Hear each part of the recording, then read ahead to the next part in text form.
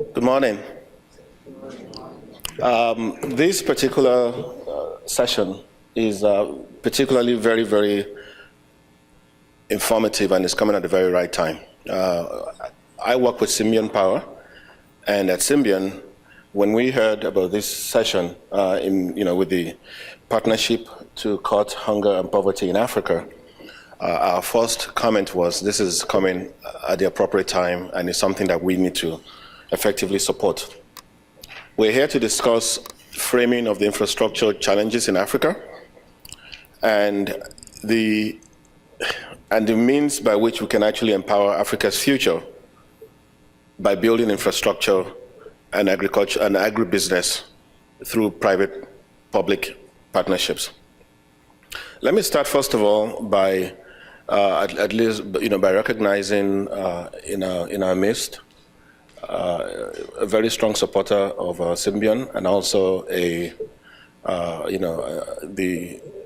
Tanzanian ambassador to the United States of America, Ambassador Mula Mula, who's currently sitting here with us.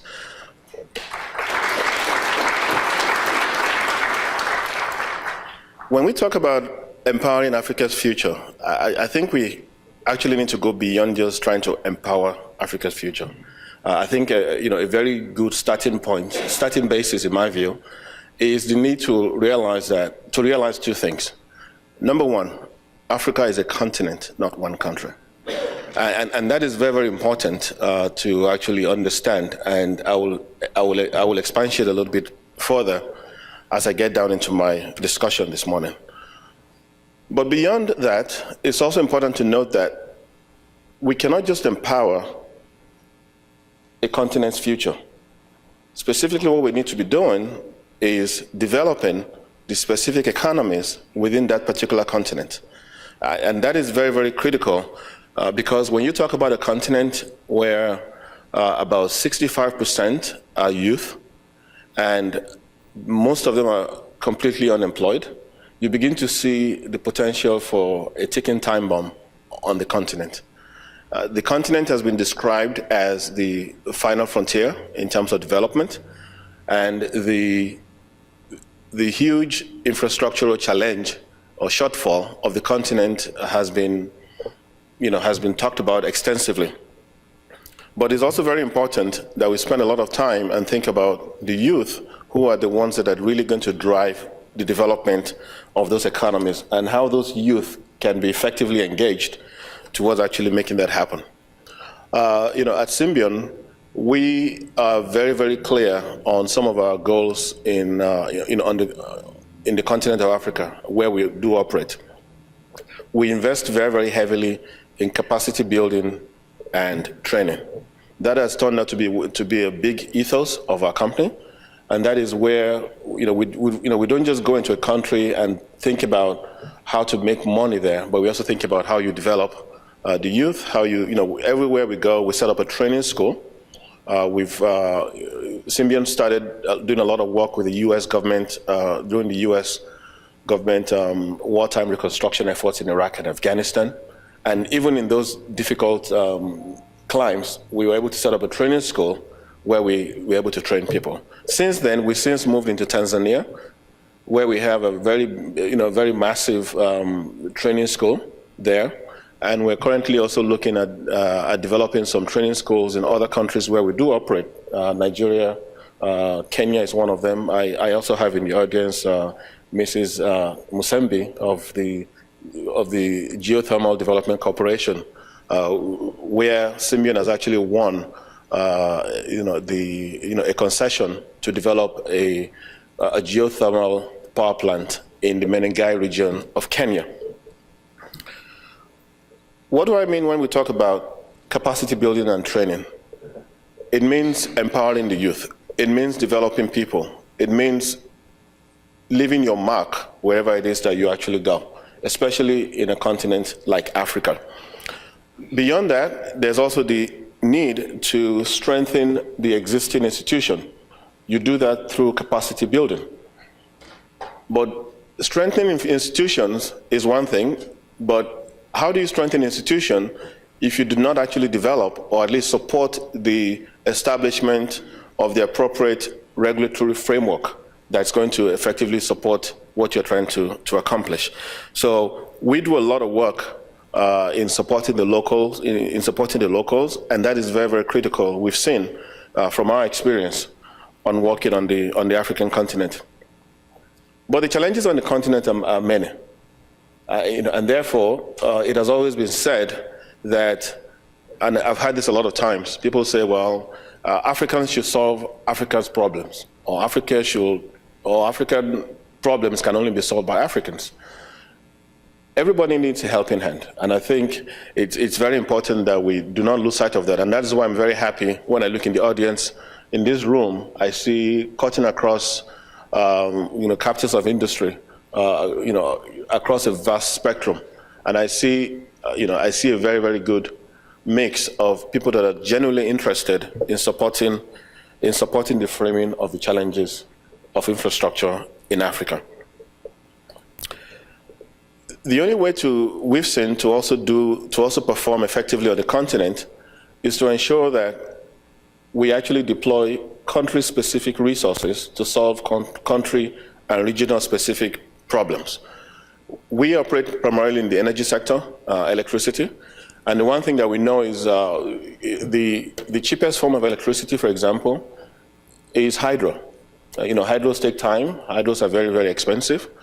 However, over a number of years, the cost of power production falls. Beyond hydro, you also have natural gas. And so that's why it's important that countries like Congo, where now you have the Inga Dam, which has been said to have the ability to power the entire continent, they're focusing a lot on hydro. In countries like Nigeria, where they have a lot of natural gas, they focus on exploiting the gas reserves and using that to generate electricity, and being able to then export electricity to the region. I mentioned Kenya. In Kenya, they have geothermal deposits, and that is their resource, towards driving electricity in Kenya. When you're working within any country, it's also very important that you spend a lot of time and work with locals. At Symbion, we've always found ourselves searching out and seeking out the right local partners to work with and entering into partnerships with those local partners. In Tanzania at the moment, we're currently working on developing a very big project in the south of Tanzania that has the potential to electrify the entire south of Tanzania and also export power into Mozambique and potentially Malawi. That we're doing in partnership with the state utility TANESCO in a place called Mutwara, where they've identified a lot of deposits there. But coming home to agriculture, we've also found that rural electrification is very, very important, because it's not every single community that you can drive or pull power lines into. There's a need to have specific solutions for each of those rural communities. A lot of the rural communities that we work in are primarily agricultural based. And so we've been working with them in Tanzania, for example, in using bio-waste, in using agricultural waste to actually generate electricity. And right now, we're looking at 2 different projects in south of Tanzania, in Tanzania, where we'll be using agricultural waste, biomass, effectively bamboo shoots and cashew nut shells to generate electricity. And that also has the potential to create jobs, within each of the specific locations. The U.S. government has done its bit. President Obama and has effectively gotten all the U.S. agencies fired up under the Power Africa initiative, which was something that we are very privileged was launched at Symbion's power plant in Tanzania, just over a year ago.